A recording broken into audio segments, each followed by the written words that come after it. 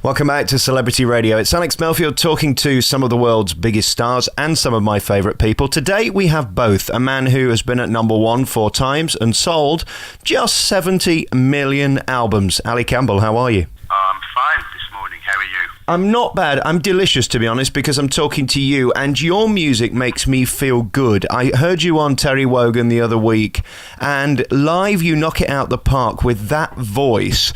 What pressure is on you that you wake up in the morning and that voice comes out of your body? Well, I don't feel any pressure. The thing is that it's my natural voice that I think has come with years of stress, basically.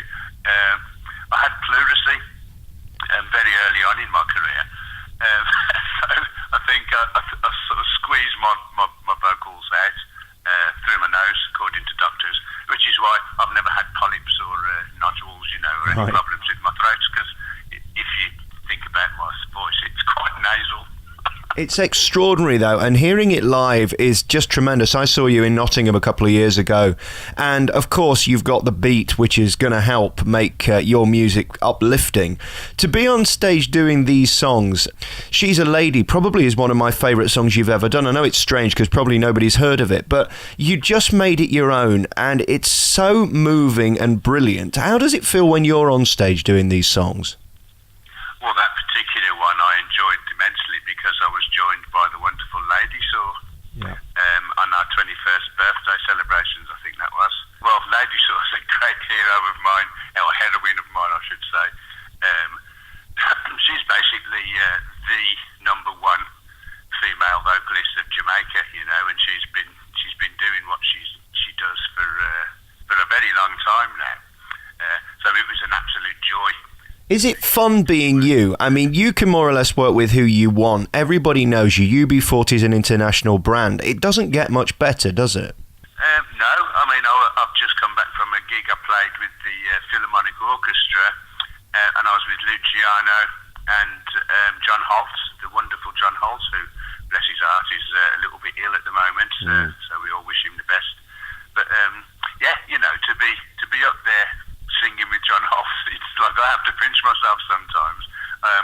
I recently did a gig at the Roundhouse in Camden with Jimmy Cliff, Wow. I sang The Harder They Come with him, and again, I just have to pinch myself, and these are all my heroes, And when we did the Father's album, I think that was like the pinnacle.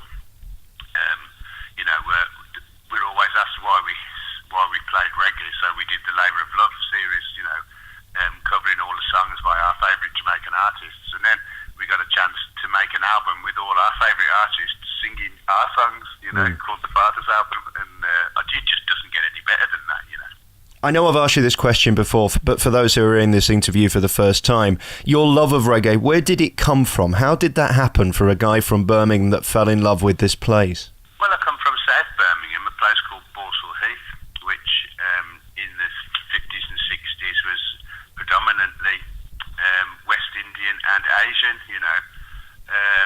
so the reggae was the music of the streets, and I grew up with reggae. Reggae came about in about 1967, 68, coming out of Rocksteady, and Rocksteady came out of ska, but I was too young for that era. So I grew up, like my West Indian friends, listening to reggae as it formed, so I've lived and grown around reggae music, and I love it, and that's why I started UB40 in the first place, was to promote reggae. And again, it's so sincere. It could look very silly, couldn't it? A guy from Birmingham trying to take on this music because it's so unique and different and brilliant. How did you make it so natural? Is it just because it's part of you, you grew up with it, and you're sort of so immersed in that community and they love you as much as you love them? Absolutely. I grew up going, at 11 years old, I was sneaking out of my house, or out of Norman's mum's house, actually, and we'd go to blues, and to shebeens. So I was tolerated because I was a little 10-year-old, little white 10-year-old kid. So I wasn't seen as a threat or anything, and I grew up going to those places, so I truly did grow up listening to reggae and to dub, as it should have been listened to, coming out of wardrobe speakers and in shebeens and those sort of places. So yeah, it's just totally natural for me, and because I've worked with so many Jamaican artists, young and old, you know, I think that in Jamaica they understand that what moves me is reggae, you know, and we're there for the right reasons, you know. I was covering a story in Birmingham the other day about problems with one community hating another and how it's not working and how there's this divide. Isn't it interesting that when you were there all those years ago, there was not a problem? It's somehow gone wrong, not just in Birmingham, all over the country. The moulding of communities has broken down, hasn't it? Absolutely. You know, I highlighted this in the documentary I did for the BBC about 5 years ago. It's like a self-imposed segregation that, you know, this generation's done, and I think it happened with you know, the advent of hip hop. You know, hip hop came over, and the generation of kids sort of took that under their wing, and it became about area codes. You know, and of course, you know, America is the most racist country in the world, and you know, all they care about is what colour anybody is, and so what's happened is our kids have adopted this, you know, this self-segregation. You know, you get black gangs and white gangs and Somalian gangs. And, you know, in the 80s when we were starting, if you'd have took 8 kids out of Borsal Heath, they would have looked like UB40. You know, it would have been a multi-racial lump. Whereas if you take 8 kids out of Borsal Heath now, they'd either be Asian, or they'd all be, you know, Somalian, or they'd all be white, Irish. You know what I mean?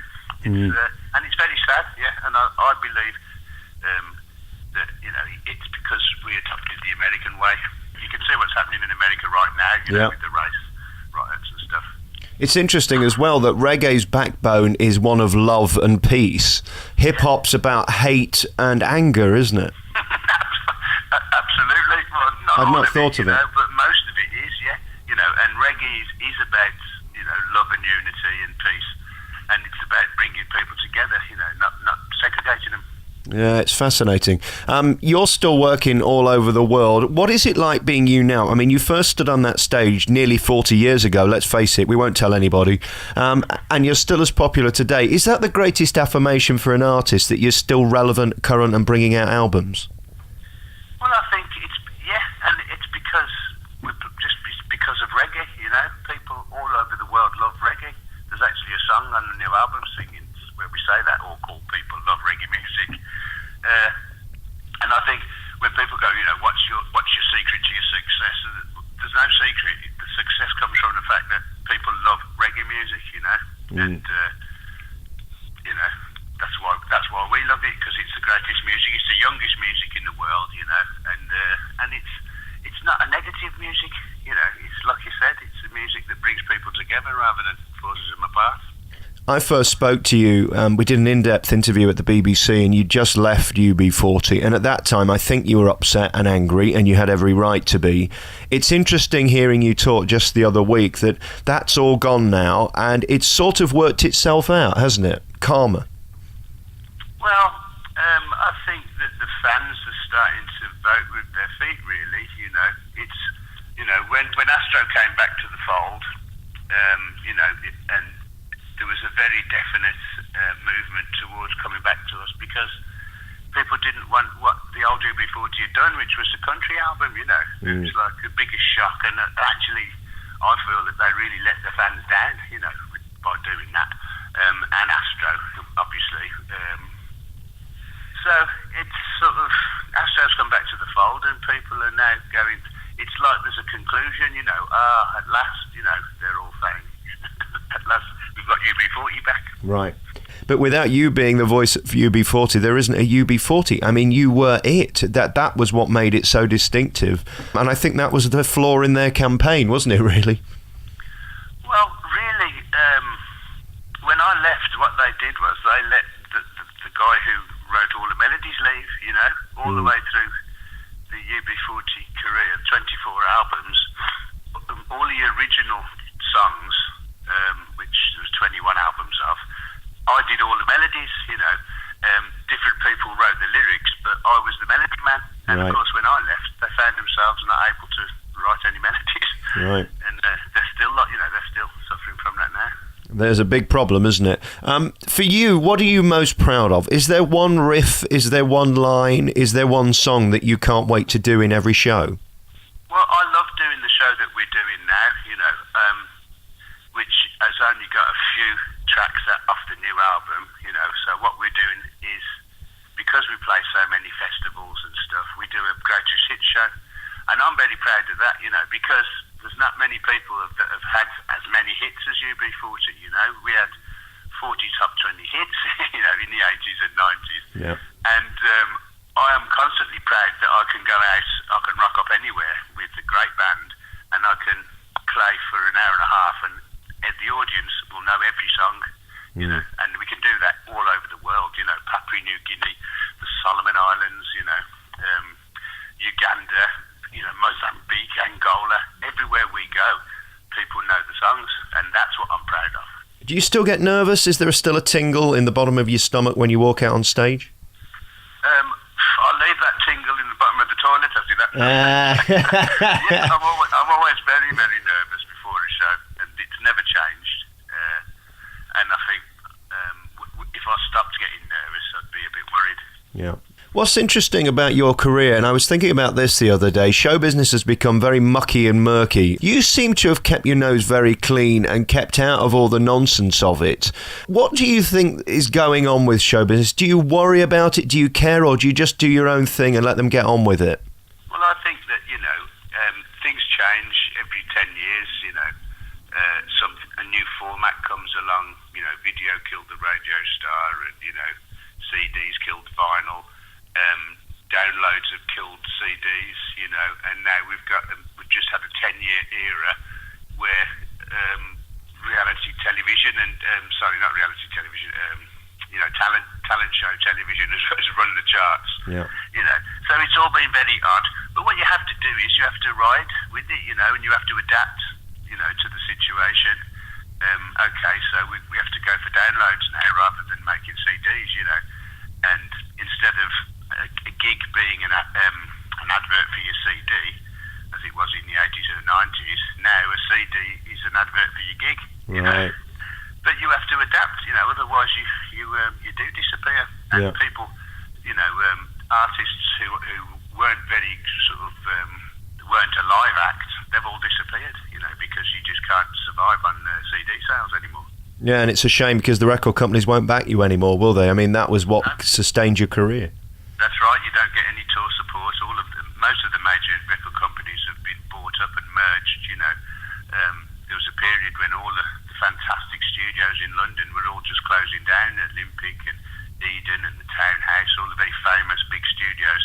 They've all gone, they've all become part of an umbrella company that's just basically knocked them down and started again. I went past the Townhouse the other day, and it was really depressing to see that it's being demolished, What about all this Operation U-Tree stuff and the private life? Have you ever worried about people sticking their nose into your private life? Not that I'm alluding that you've done anything wrong in your past at all, but do you think they have the right to do this? It seems to me naming people before they've even been found guilty of anything seems extraordinary and incredibly mean and career-threatening. It's absolutely disgusting, and what happened to, innocent until proven guilty, we've got to the stage now where we're all guilty until we're proved innocent. It's a shocking, situation, and it's quite disgusting, The newspapers in England are disgusting and always have been, but they get worse. And I agree, this delving into your private life, becomes more important than anything else. It's all, it's very slimy, isn't it? It also makes me sad that people who have had indiscretions with women are suddenly put in the category of paedophile, which they're not. Now, I'm not saying they're good people or nice people, but there is a very big difference, isn't there? It's absurd, especially, in our business when, growing up in the pop band, you have kids throwing themselves at you, and, most pop bands are kids themselves. And, they go along with partying and then get sued for it, 40 years later. It's nonsense, Have you had to change how you operate now, whether you're with somebody privately? Do you worry about it, or do you just get on with your life? Well, I was papped when I was a judge in New Zealand, and, there was a paparazzi hiding in a bush underneath my flat, and I was papped, in a very uncompromising sort of position, looking up at me with me belly hanging over me trousers and stuff, you know. Yeah. So I've had that stuff. And the thing is, there's nothing you can do about it, you know. There's no laws or anything to stop people, you know, hiding in a bush and taking pictures of you having a coffee on your, you know, on your balcony. It's just ludicrous.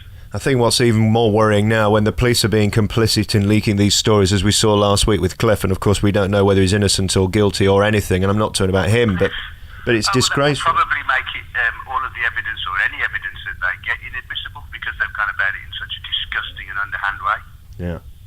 And for somebody to have helicopters above their house, not knowing they're going to be there before the police have even arrived, somebody's got to be sued, haven't they? You'd hope so, you know, but the thing is, in this day and age, you know, you've got to be very, very wealthy to sue anybody, you know. It's the way that the legal system is, you know. If people sort of, if you're accused of something and you have to prove yourself innocent, you're very likely to run out of money before that happens, you know, because of the law system, the legal system is disgusting in this country as well. What also makes me sad is one person making money out of a story can literally bring you down and ruin your career. I mean, how do you fight back? His life, you know. I mean, I go back now a couple of years, and do you remember the actor, Len, you know, who played Len Fairclough? Yes, I do. In Coronation Street. You know, he was accused by somebody of doing something in a swimming pool with a child. He was completely exonerated. You know, he was found completely innocent, but he ended up, you know, dying penniless. You know, sacked from his job, and it was his life they ruined, not just his career. It's a funny old world we're living in at the moment, isn't it? Yeah, it's the media are controlling the whole country. You know, the government are a bunch of simpering idiots and con men, and it's the press that run things. You know, and if they feel like they're going to bring somebody down, they will. You know, and it even happened to them. You know, with Max Clifford coming down. You know? That was a turn up. Yeah, it was. Are you glad to be out of it? I mean, you mostly live outside of the country now, don't you?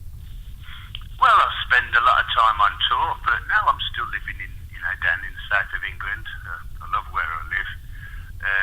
But, you know, everything's so guarded, and, you know, you've got to be careful what you say, what you do, who you're with, you know, and it's pretty boring. But we were never part of that, you know, that sort of showbiz set. And we kind of tried to stay, you know, autonomous from all that. That's why UB40 stayed in Birmingham, you know, because we didn't want to be part of the Groucho set in London, you know. We wanted to be just doing what we're doing and keep ourselves to ourselves, and quite wisely, I think. Let's talk about this new album. I haven't heard the whole thing because it's not out yet, but what I have heard is extraordinary and brilliant and is so you. Are you proud of it? Yeah, you know, I'm on a journey with production, and you know, I've been producing UB40 stuff since we started, along with, you know, other UB40 band members.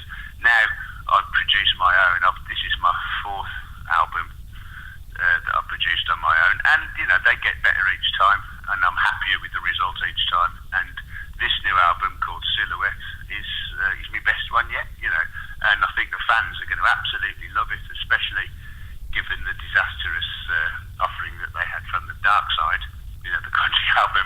I think this is what everyone's been waiting for, and it was put back so that we could put Astro on the tracks, and what he's done is he's great, you know, and it's a great sounding, happy UB40 album, 100% reggae. Do you realise how good you are and how unique you are and how talented you are at what you do? I mean, it is extraordinary, your voice. Can you hear it like I can? No. No, in a word. You know, I just try my best, and you know, my influences are what made me. You know, that's why I sing like I do. You know, I listen to a lot of Jacksons growing up, Beatles, of course, Stevie Wonder, and you know, I think that's what moulded my singing voice. And then when reggae came along, I sort of put my voice, my soul voice, I suppose, to reggae. You know. That's what we got. Well, you're hugely talented. Your new album's called Silhouette. Thank you for talking to me again, Ali Campbell. I'm going to come and see you on tour. www.alicampbell.org is the website. You can find out all the tour dates. Ali, thanks so much for coming on, and I'll see you again soon. Yeah, man. Respect, right? Good to talk to you. Yeah, man.